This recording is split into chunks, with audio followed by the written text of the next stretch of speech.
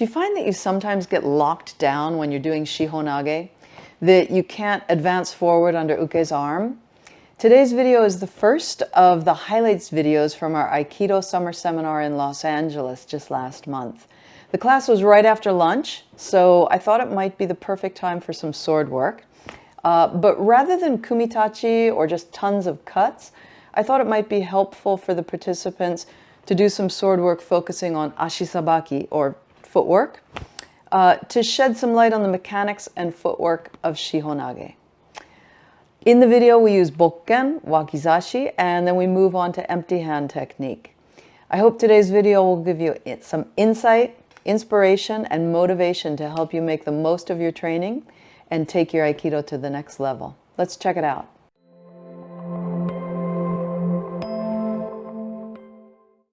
Hi, my name is Suzuki, and I'm the director of Aikido Kenkyukai International USA, headquartered in Los Angeles, California. And I'm the author of the new book called The Teacher from the Aiki Dialogues. Welcome to my virtual dojo, where I give you tools to help you avoid pain while making your technique more effective. Before we jump into the video content, I want to put a resource in your hands that's free. I want to give you my proper body alignment and movement checklist called The 3 Lines of Equilibrium. It's a simple PDF guide. The checklist will help you begin to identify and eliminate any ineffective or harmful patterns of movement so that you can preserve your body, improve your technique, and continue training for years to come. You can download it at leahsuzuki.com/body alignment checklist, or just click in the link in the description below. I hope you enjoy the gift, and I hope you take action on it. Kyotsuke! Onegaishimasu!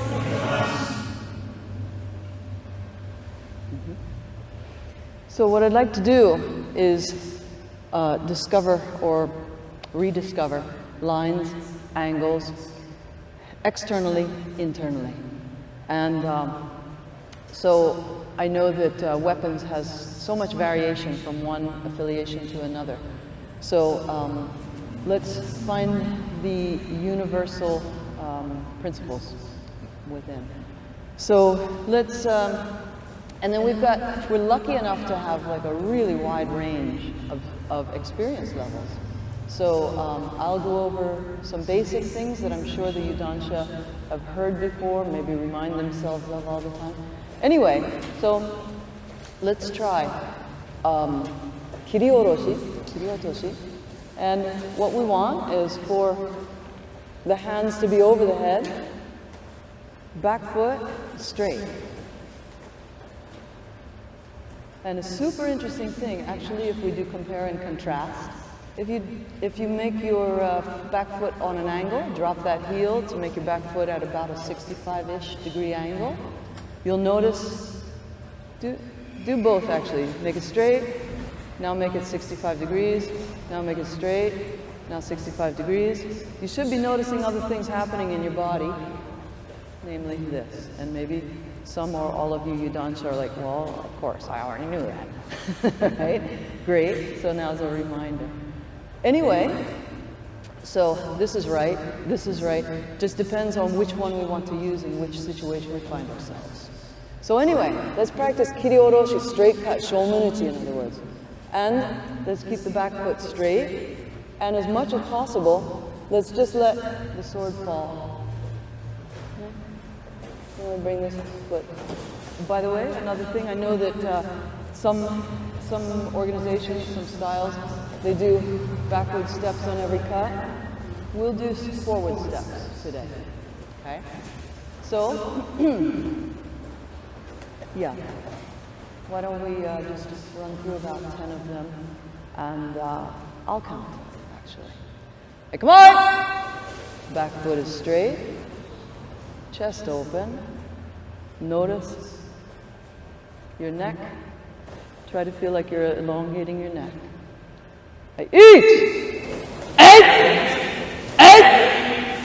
Sorry, let's freeze after every second cut. Your left foot is forward and we're frozen. Anyway, on your own, at your own speed, just practice the cuts, but Lengthen your neck the whole time that you do it. Every time hands come down, make a concerted effort to lengthen your neck. Go when you're ready. One more point. And again, Yudansha, I'm sure I'm not saying anything new. One more point is that this is the target, not this or this, right? So we're practicing Shihonage.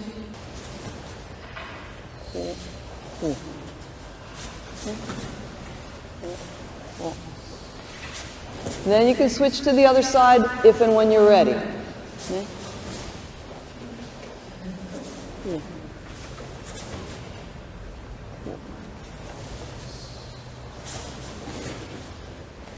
Yes, beautiful.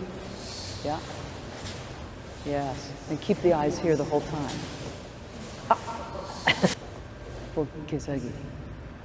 Hey, come on! Hey, eat! Eight! Knee! This foot up. And then to about the purple. Yeah? Somewhere around the purple line. And Tenkan. If someone were to videotape you and freeze frame here and there, would they catch you like this sometimes? Or more common, this, right? So I start off with the right foot on the right side of the line, left foot on the left side of the line. That feels more stable to me than this, tightrope walking, okay? Then what about when I start moving? Oftentimes, we end up like that, partway through, don't we? So, anyway, let's try to see if we can control our feet. And you can test yourself and look down, okay? And see, how's my center line looking? Right? Okay, darn it. I wish that front foot had been a little bit more straight, but at least it wasn't like this, right? Test yourself. You can be a little hard on yourself, because then you can reward yourself too when you do it right. From here into the purple. And see if, then check and see if your feet are doing what you're hoping that they're doing. Put your sword down and see if your line, your new center line, if you're doing tightrope walking or not, okay? So, let's do it together actually. You can keep your sword in your hand if you want, as long as you don't smash into somebody else. So we'll try right hum me. Again, very basic for many of us. And step, keep the knees bent, keep the neck stretched. And Tenkan. Feel free to look at your feet. See if you're tightrope walking, or if you've got tape down the center of them. Good. Stay in left hum me, but straighten yourself out within the dojo. Step forward, meet the feet, Tenkan again. Then right hum me, center yourself towards our showman. It's independent study, your own pace, but really keep the chest open, keep the neck elongated as you do it. I recommend drawing a line with your eyes along the wall. Don't let your eyes trace lines on the tummy. So, anyway, right hum me, then seigan gamai. The feet meet, keep the knees bent. Wakizashi. Check yourself, see if it's the width of a human. Left hum me towards the showman. Yeah. Yeah. Yeah. What a powerful transition from the end of wakizashi back to seigan gamai. Okay? And the power of this is so evident if we pay attention to it and as we start injecting this into different techniques. So,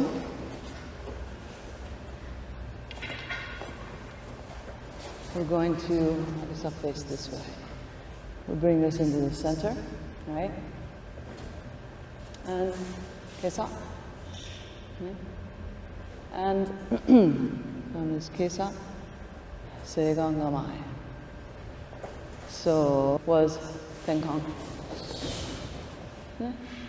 Then seigan gamai.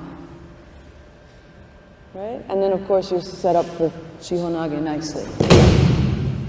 Anyway, here, Tenkan. Cool. Thank you. So again, I know that this is not new information for many of you, but at the end of Keisagiri, Seigan Gamai is not just this. It's a whole body.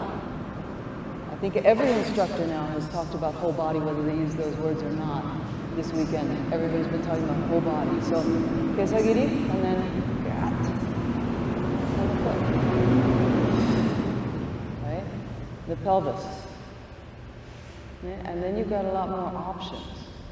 So, I'll do it again this way. Here. Cat. Shoulman body. I'm going to go off the mat. Shoulman body. Then, seigan gamai. Walk through with the right foot. If everybody's there. Then turn, and then Keisagiri again. Yeah, we switched hands. Anyway, left hominy. Keisagiri. Seigan gamai. Savor it. Step through. Turn, switch hands. Keisagiri. Right hominy. Step through, seigan gamai, step through, switch hands, keisagiri. Independent study, go ahead. Right, yeah, okay. Yeah, good. Yeah. Ooh.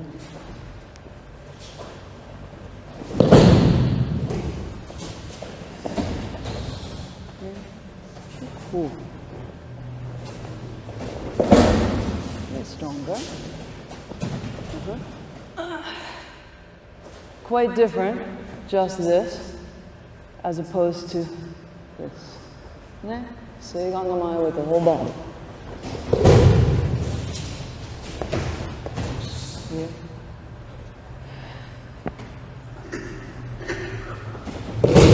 So leave the arms. Ooh. Or the shoulder. Instead.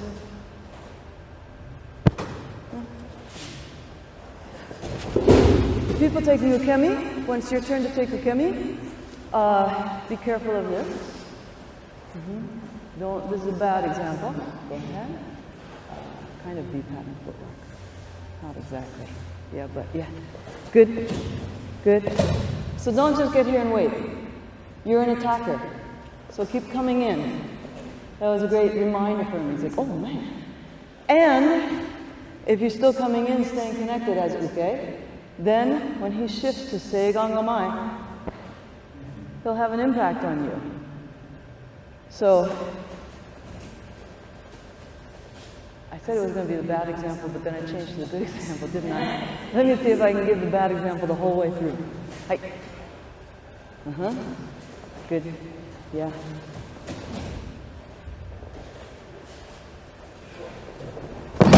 Okay, so Brett threw me, but I robbed him of that study of this. That's the point to this exercise right now. And I robbed him of it because I was just like, that. Okay? So I think already everybody on the mat has a really nice rapport, I think. I'm feeling it like, wow, this group came together so well. So let's agree that nobody's going to just lock their partner down and have like a smug look on their face. I don't think anybody here would do that. But at the same time, not just like, don't condescend to nage, okay? Don't just like, oh wow, you're so great. Right? So stay engaged, Once you ricochet off of your partner, you're an attacker, so come back, okay, into their center. All right, go ahead. Same patterns, same movement, same angle, same line. Another thing, it often looks like sometimes you see somewhere along the lines in the technique, okay, we'll be in a position like that. And it's easy to think, oh, I see. I'm like hurting his elbow. I got it, right? No. Oh, I'm threatening to hurt his elbow. I don't want to threaten Greg, right? Towering over me, I'm a threatener. No. But, here. Yeah. And if I want to sink back, here. That's all.